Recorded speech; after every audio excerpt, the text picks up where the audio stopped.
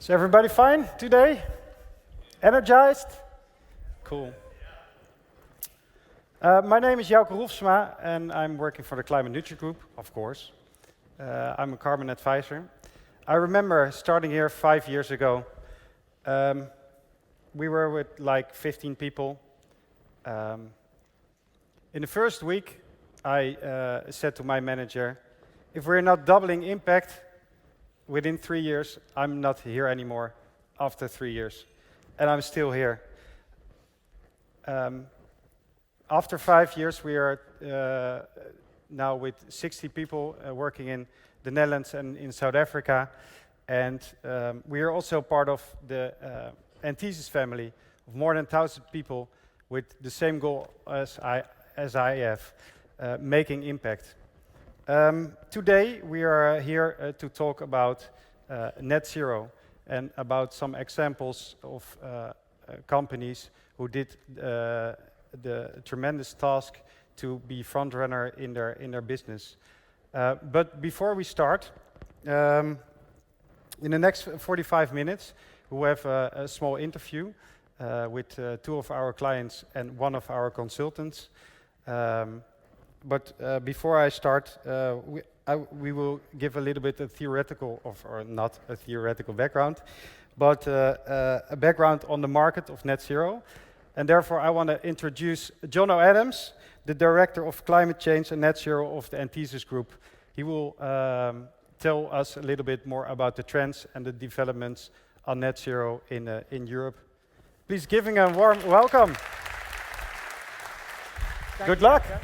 Thank you very much. And it's a real pleasure to be here. So I'm from the Antises Group family, so getting to know C&G over the last many months, and it's absolutely fabulous. And the focus is on impact, clearly. So I spent most of my many years in the field within the climate space, and so my focus on impact is around climate and around net zero. Now, we should obviously feel hugely inspired just from the thoughts and reflections from Renee, and then I had never met Thomas before, and to hear Thomas was absolutely wonderful. To hear the size of the challenge, but also the opportunity in terms of changing our mindset. So we're going to spend a lot of time getting into much more of the practical aspects of it as well, and understanding that.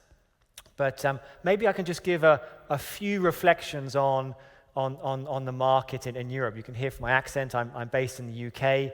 I try as hard as possible not to be too UK-centric, especially in today's world, but it is a little bit inevitable.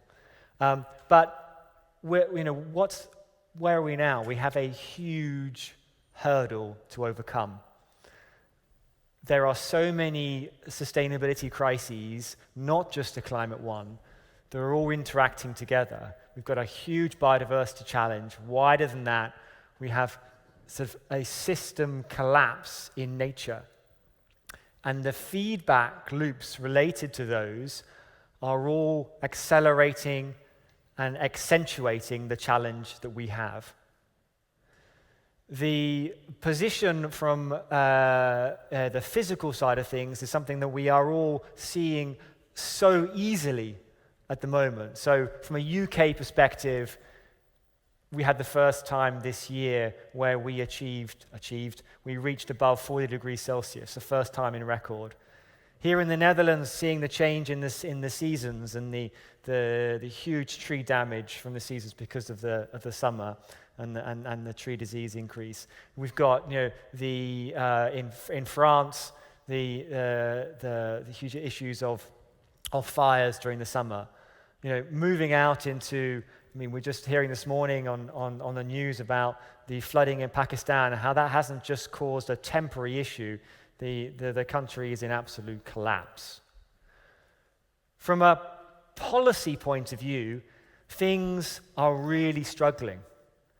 Clearly, crises outside of sustainability are having a huge impact. So we talked about, so Thomas mentioned the upcoming COP later on this year, and the pullback by politicians is incredibly depressing. So here just in the UK, we've got a review of our very ambitious net zero policy, and that review doesn't look too favorable. We might not even turn up to COP. There's a U-turn in many continental European net zero policies. So whether it's within Greece, heavily going back to fossils, fuels, whether it's within Germany, the similar challenge clearly because of the energy crisis. The burden on us because of those policies is really, really concerning. But you know most of this already. And on the flip side, there is also huge progress being made within policy. So within the markets, there's actually huge success. So if they're looking at more on the tech side of things, so within the last 10 years, we've had a 90% reduction in costs of solar. We've had a 70% reduction in costs for wind. We've got sort of huge developments which are really supporting on the tech side of things. The US Inflation Reduction Act, although it took me a long time to understand what a weird name for the act, but understanding it has to be sort of climate change management as a decoy to try and get things moving in the US.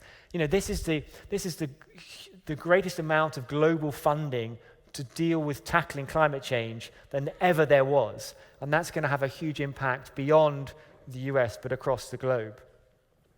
China is rolling out EVs at a greater pace than it ever has been. Clearly, that is a transition and not the solution itself, but really interesting. China, this is really interesting. In the summer of 2021, that was the peak emissions for China.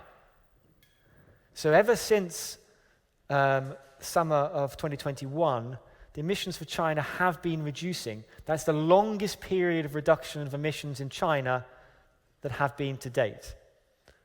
So that trajectory is in itself really, really encouraging. Italy, actually, the question that was asked earlier about is the crisis really causing an acceleration of dealing with the climate challenge, or is it distracting? Well, in Italy, the rollout of and accelerating of subsidies around heat pumps for domestic use because of the energy crisis is a really great example of where the crisis we're in, from an energy point of view, is really having a positive impact. So it's a really mixed picture. But what I see when working with great organizations like yourselves, and also with looking at governments, is that they can't afford not to progress on net zero. If they don't keep up, they will fall behind and the benefits will be lost out. So that competitive advantage is really huge. We're seeing that in governments, but we're really seeing that within business. We all know the timescales. We've got 7 years left this decade to really make that transition. So how do we keep up? How do we navigate that? And that's really what Jouke's session is all about today. We're going to talk about with our colleagues. And what are the tools that are needed for that? Because there clearly are huge advantages to really focusing on this challenge.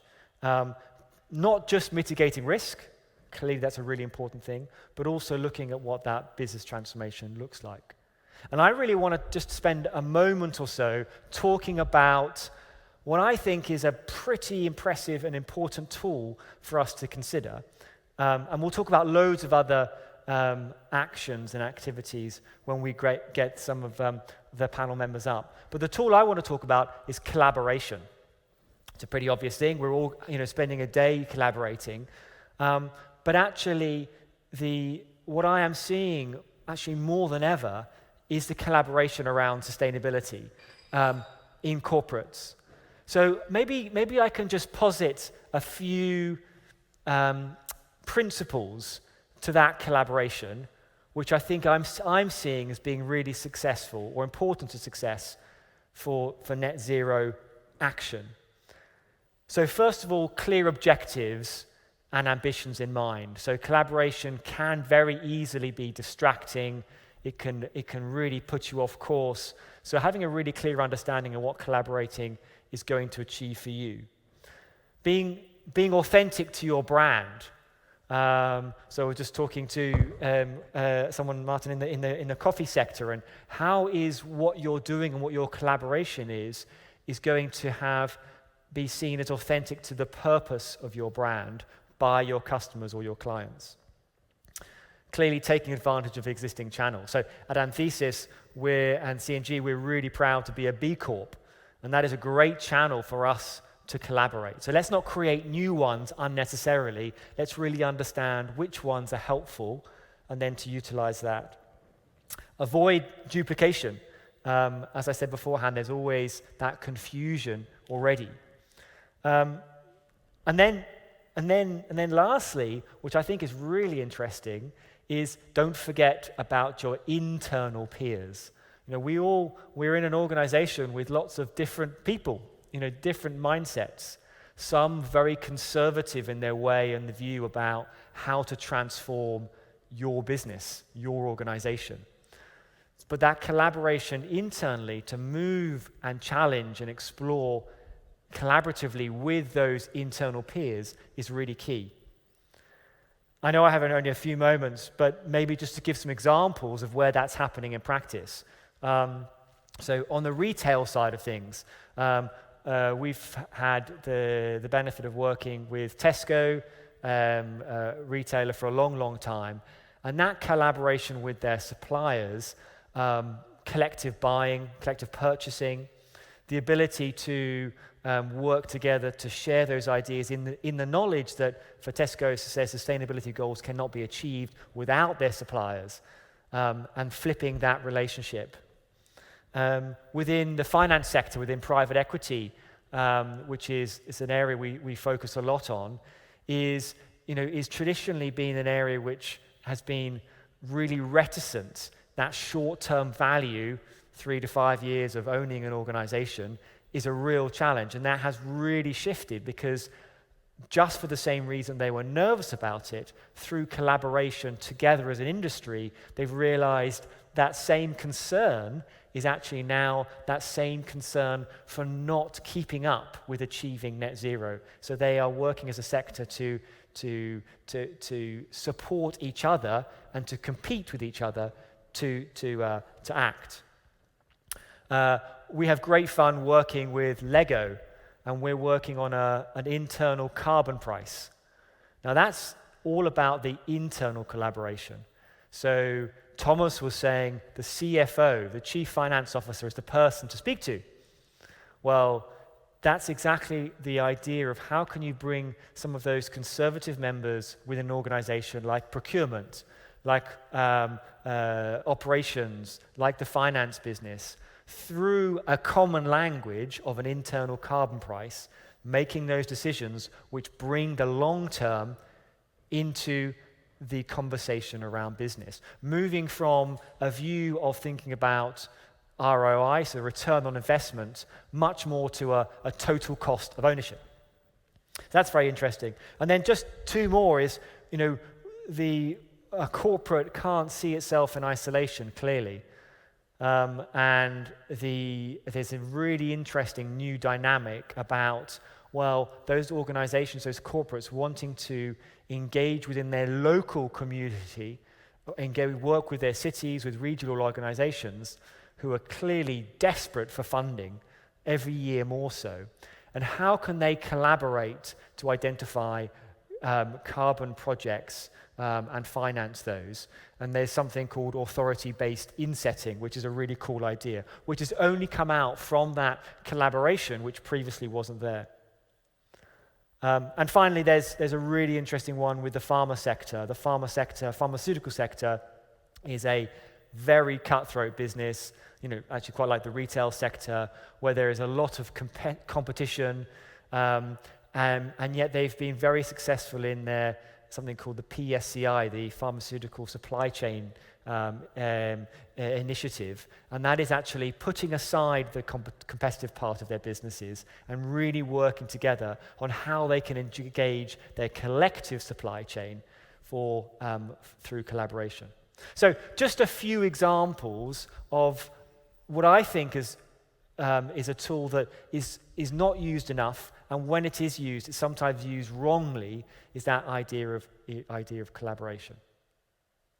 But I'm just the warm-up act, so I'm going to pass back to Jouke, and then we're going to get the panel up and then have some conversation. Thank you.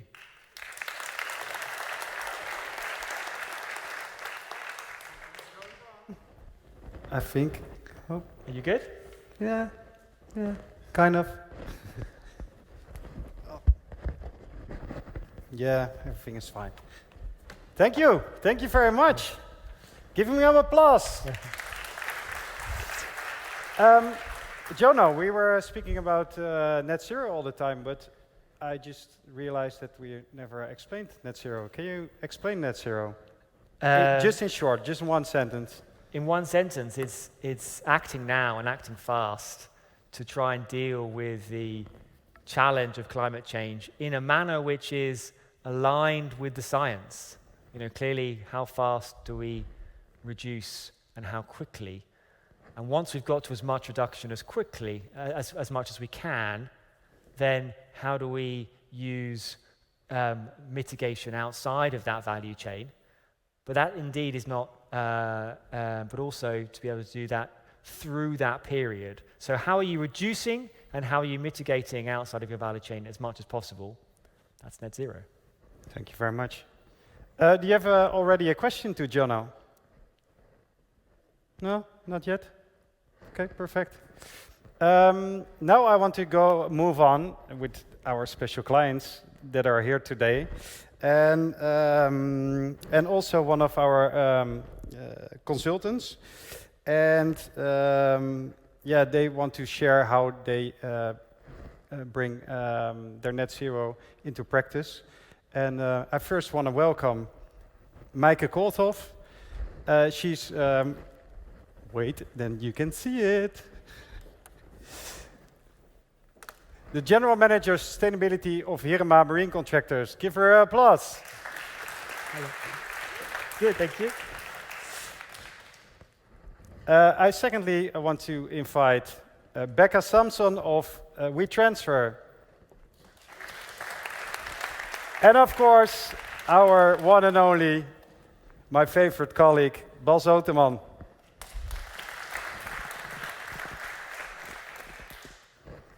Welcome, everybody. He's still not there. Hi, how are you? How are you doing today? Great. Yeah? Good, yeah. Okay, perfect. I just introduced you, of course, but can you also introduce yourself and tell a little bit more about Heerema? Because probably nobody knows exactly what Heerema is. Well, I know someone in here knows. It's my colleague. But I'm Maaike Koolthof, General Manager of our Sustainability Department at Heerema. Heerema works offshore, so we execute projects at sea. We install and remove structures that are critical to our energy infrastructure. Installing wind farms, removing oil and gas platforms. That's what we do. Okay. And how do you get personally involved with net zero topic? Me personally or me as a general manager at Heerema? What you want? Well, me personally, I care about the environment that I live in, and that reflects in my job. I also care for the environment we work in. So what we do is already transforming into a more sustainable business, installing wind farms, for example. But also the way how we install them. We have huge vessels bigger than this Tivoli Vredenburg that install it. So how we use these vessels and how we execute the projects, that's where the sustainability department comes in place. Okay, thank you very much. Becca, Hi, can you tell a little bit more about yourself and how how do you experience the topic of net zero in your company? Of course. So I'm Becca. As you can hear from my accent, I'm not from the Netherlands. I'm from California. So I think that also says a big part about why I'm passionate about being involved in this challenge. California is a place that is a sanctuary to many, many species and nature, and that's always been a big part of my life growing up. And I want to make sure that that's available to not just my future children, but everyone around the globe. But many of you probably know WeTransfer. We were founded in 2009 as a way to send files around the globe. But what we've more developed into is products that helps creatives stay in their flow. So they can work together, collaborate together. We talked a lot about collaboration.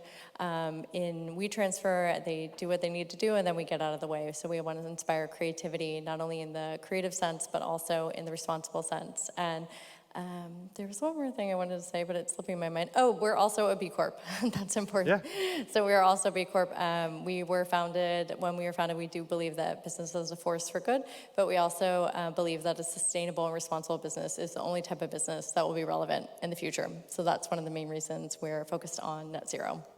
Thank you very much. And of course, we have Bas left, one of our consultants where I work a lot with.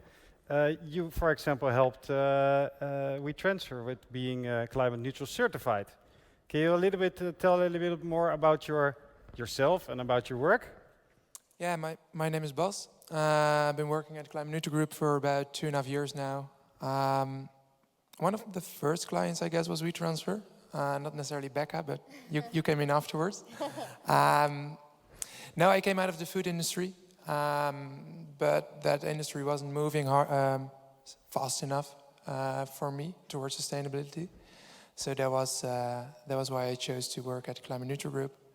And a lot of organizations that are talking about net zero come in with just a question, I want to do something.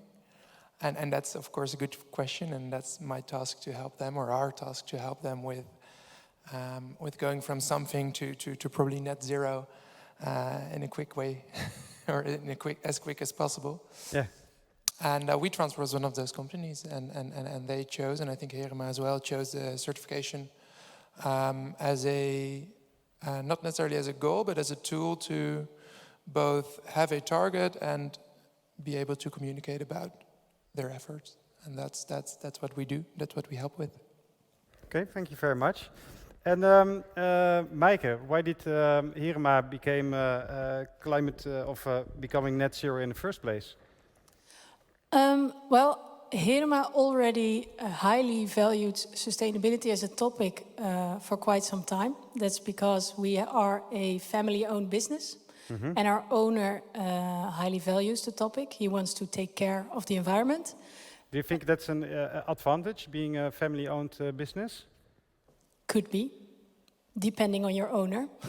And we have one that's intrinsically motivated. So in that case, I would say yes, because he supports the topic. So he also supports investments, and that really triggers action.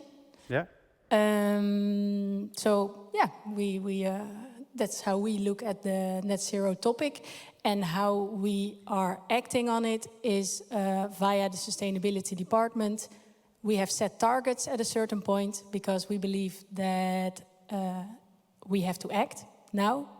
And based on this philosophy of acting now, at some point we have made a reduction plan, set targets, collaborated with the Climate Neutral Group, and became a climate neutral certified organization. Perfect. And Becca, how is it for you? And especially why did WeTransfer became becoming net zero? Yeah. Well, one of the reasons, as I mentioned, we're a B Corp, so it is important that we set high standards for ourselves, but also for the. When did you start with B Corp? We became a B Corp in March 2020. That was a big year for a lot of people, including WeTransfer. And so we wanted to set ambitious targets for ourselves. The climate crisis is our hero topic, so that's the topic. We did a materiality report to survey all of our stakeholders, internal and external. What are the issues that matter most to you? What are the issues you care about? And the climate crisis and renewable energy were the topics that came first. So we set our ambitions to become a climate neutral service. But one of the other other big things that drive us, and our CEO says this a lot, is we want to show that good business is great business. And I think that was a lot of what we've already heard this morning, that there is a way to do this, and especially as a tech company, which I think has a different type of value chain. We want to jump out there and be transparent about the things that we're struggling with, but we're also progressing on, so that we can have others follow us and get more competitive in that sense. Yeah, thank you very much. And we also have some PowerPoint slides, of course. And can you tell a little bit more about the net zero strategy of WeTransfer? Yeah, maybe we can go to one of the slides. We can go to the next one. These are, there's one more, I think. Great. So as we also probably all know in the room, yeah, we can't say that we're going to stop drinking in 2050. We need to have a closer goal of when we're going to move towards our targets. And I think that's a big part of being a climate neutral certified organization, is having milestones on the path towards net zero. So as part of our commitments, we set our baseline in 2019, which we'll show you the slide in just a moment. And then we said, okay, we set our baseline in 2019.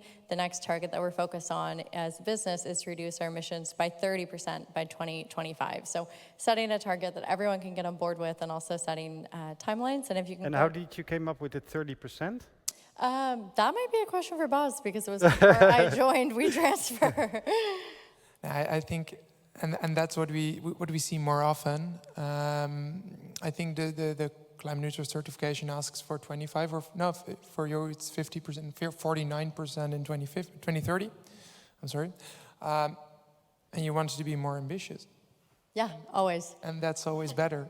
Yeah. So you have your own target, and it's sharper than what we ask from you, and that's exactly what we want. Yeah, so we have a net zero target by 2030, and we've joined the B Corp Climate Collective Race to Zero for that. And if you go to the next slide, it can show. I will give you the clicker. Yeah. You just have to push this one. Yeah. I'll show you a little bit about where we started. So I know that the picture with the bubbles might be really small, but this is essentially our footprint from 2019. So the largest bubble is our servers. That's, I think, pretty clear for a tech company, that the majority of our emissions come from our servers. We're already working with our server company to work on reducing this. That's also been an area of collaboration, a little bit of push and a little bit of pull. But the next bubble that I want to talk about really briefly is the second largest bubble that you see in the top row. That's our travel. But Business it travel. was quite a challenge. Sorry that I interrupt, but it was quite a challenge to count the server usage. Yeah. Can you tell a little bit more about that, Bas? I cannot say no. No, yeah, it's. There are 3 major server operators in the world, and they don't like to talk about their emissions. One of them doesn't. No, I think all of them have their own secret administration going on. No, and right now, and that's the beautiful thing that's happened. I think last year or last March, all of them started being transparent with very low numbers. So we're right now in the process of validating those numbers and really seeing, okay, does it make sense what they say? So this 82%, we'll keep it at 82% right now, but it's it's always being discussed, and that's something beautiful as well. So people are being more transparent, but it's your role and our role to be critical about the numbers shared by the big companies. Yeah. And I think then also, as you said, like our servers, we can be like, yeah, it's 94% of our emissions, nothing we can do about it. But the next, which isn't true, but the next one that we can look at is our business travel. There is something we can do about that. All of our employees and our senior leadership and make decisions on when and how to travel. So that's the first area that we have ownership on directly. And one of our values that WeTransfer is we all own it. And that includes making decisions around business travel. So I'm just going to talk about this really quick because I want to make sure we get everyone to. Anyone who wants some water? No, I'm all right. I want to make sure that we get a chance to hear from Micah. But we started introducing to our employees 6 different principles of how we approach business travel. So we said in 2020, 2 big things changed. 1, we became a B Corp. That's the one everyone remembers. And 2, we all stopped traveling for a period of time.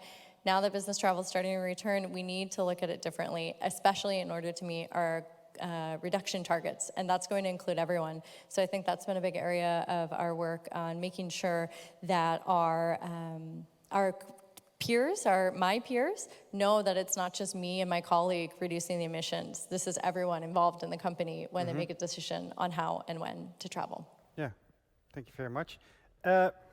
Talking about net zero strategies, can you tell a little bit more about what Heerema does? Or because you already did a lot of things. Yes. And becoming climate neutral certified this year. Yes, as well, big milestone. Yeah, I started with this slide to show you also the size of our vessels. We have 3 of those, and you also see a windmill on deck. Offshore, the windmills are bigger than the ones you see in the field. So try to imagine. We have 3 of these, and one slightly smaller. It's like half the size. So our main focus in terms of where do your emissions come from is these vessels, because they are burning fuel to do what they're supposed to do. Around 80% of the emissions are coming from fuels, isn't it? More, yeah. Even more. Yeah, these beauties are around 90% of our footprint. And our certification is based on Scope 1 and Scope 2. And we are looking into Scope 3 to also potentially make that part of our compensation program. I put it away, but I still need to click the button. Sorry. Thanks. So we have 3 ambitions in place: carbon neutral, circular Heerema, and caring for people. I think the circular now makes sense after the introduction keynote. Caring for people, that's the social sustainability aspect. We are here today for the carbon, or at least this session, for the carbon neutral ambition. This is our strategy. It's our roadmap. So we focus on 3 pillars: prevent, reduce, compensate. The philosophy is we compensate today what we cannot yet prevent and reduce tomorrow. So we compensate everything we emit since October 2020 while working on reduction and prevention. And some examples are shore power. That's a project that has been finalized beginning of this year. So the vessel you saw on the picture, if it's in Rotterdam, it's connected to wind turbines. So that means green electricity instead of generators burning fuel. And as you can see, we have different other projects that we look into or are already implementing on board to lower fuel consumption or change fuel. Thank you very much. I see we have a lot of questions, but I can also see that we are only having 7 minutes left. Do we have time for 5 more minutes, extra minutes? No? You can find us at networking. Oh yeah, I can also find them during networking, of course. I want to ask a question about the climate neutral certification. What does it bring to your stakeholders? Well, for us, stakeholders are mostly clients, because we execute projects. Which clients do you have? Equinor, Shell, Ørsted. Those are all parties that want to build or remove something at sea. So they come to us, and if we share the fact that we are climate neutral certified, they highly value that, and it also triggers the catalyst, triggers the conversation and also the action that comes out of these conversations. But is it already a part of like tenders or not yet? We are now being asked to indeed enclose this in tenders. It is not yet a requirement to be climate neutral certified to be part of a tender. That's a shame. Maybe in a we're also trying to push this where possible, of course, but they are already asking to show this, because it does make a difference if you have a climate neutral certified contractor on these projects. And for WeTransfer, Becca? Yeah, I think one thing is that, and also with being a B Corp, I think it's definitely a sense of pride for a lot of people in the company and a lot of our clients who are working with us. And then we're So also... pride is also about your employees. Yes, absolutely. I think that, I mean, one of the reasons I joined WeTransfer is because I was really inspired by the ambitious targets that they were setting and the ambitious goals they were setting. But another way that I think it's already starting to turn into a competitive advantage for WeTransfer is everything we do online has an emission, has a footprint. I think a lot of people in this room know that, but we're starting to look at what are the emissions from showing an ad on WeTransfer. So that's the beautiful image that you see when you're uploading and downloading a file. And we're starting to look at what's the emission there and how can we make that climate neutral so that when our clients, who are some of the world's biggest advertisers, are also some of the world's biggest carbon emitters, and they're setting net zero targets, they can when they need to look at the emissions from their advertising. We're their advertising partner. If we can tell them we have lower emissions than other ads online, and we can help you hit your goals that way, that's a big competitive advantage. So it's a big impact. And Maaike, I've got a surprise for you. I don't know if you like surprises, but Depends. this, what I really want to mention. I hope you like the surprise. But I like this one. Yeah. I felt really proud of being, having a client like this. Maybe you can tell a little bit more about the Climate Neutral Certified Week you held, because it really felt like you were one of us. Thank you for putting in this surprise. Within Heerema, like I explained at the beginning, we have an owner. He's intrinsically motivated, and that reflects on the way we do our business. However, you need both sides. Support from the top, but you need to do it together as well. So we are also really focusing on increasing awareness. So we organized an internal Climate Neutral Certified Week, which already was a challenge for some to, I want to join the Climate Neutral, but they were there. So we had different sessions. 5 days, huh? Yeah, 5 days in collaboration with Jouke and other climate neutral colleagues. And we had guest lectures, we had workshops. We closed it off in the bar, of course, on Friday. So this is something we do to increase awareness, because everyone is part of this journey. It's not just the sustainability department. And what were the reactions internally? Critical or mixed? Critical questions and positive comments. So they all really like to be part of it, because if you tell them what we have to do and how they can help, you make them part of it. So I hope the colleagues now feel more involved. And we also had the opportunity to answer some critical questions. I think greenwashing was already being mentioned this morning. And it would be a waste if we have such a beautiful program, but we have colleagues who do not believe in that. Mm-hmm. So this was a great week. Yeah. Perfect. Jono, I think we have got 3 minutes left. So I'm very keen for. I've got some really interesting questions, but I bet you guys have got many more interesting questions for the panel. So maybe I might just ask a question. If you could just say your name beforehand, and then.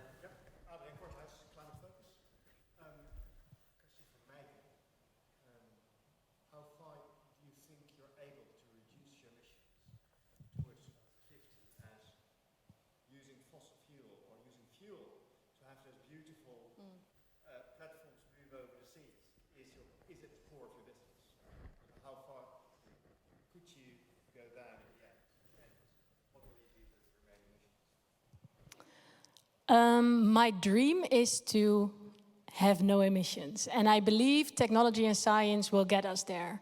However, we already have the vessels, so modifying is something different than building something new.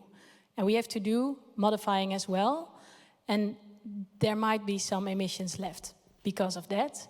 And then I still believe in compensation there where prevention and reduction does not work yet. Thank you. Any other questions? Yeah. Can you speak up a little bit more? Sorry. How difficult was it for you to get all the information you needed to You can start. How difficult it was to get all the information. Fuel consumption of the vessels is something we already report on. We just have that in our systems. So that was a matter of downloading the spreadsheet.